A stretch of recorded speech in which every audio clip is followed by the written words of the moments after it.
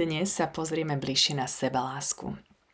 Sebaláska môže mať veľa prejavov a foriem a dá sa posilovať tiež rôznymi technikami. Ja som dnes pre teba vybrala jednu veľmi jednoduchú, ale zároveň aj zložitú. Zober si papier a pero a napíš si 10 vecí, ktoré na sebe miluješ. Napíš nejaké svoje vlastnosti, čo miluješ na svojom tele a výzore, na svojom správaní, prejave, alebo ako dokážeš veci cítiť. Je to úplne na tebe, čo si vyberieš, ale pozývam ťa to neodbiť úplne takými nejakými povrchnými vecami a naozaj si ich vypísať aspoň 10. A potom si ich s láskou vo svojom srdci sama sebe nahlas prečítaj.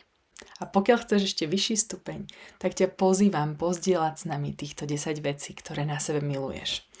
Toto zdieľanie môže mať dve roviny.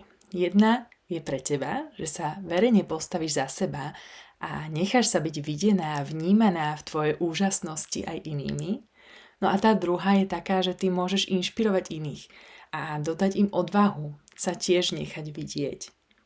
Toto je naozaj veľmi krásne cvičenie, tak si v ňom uži samu seba.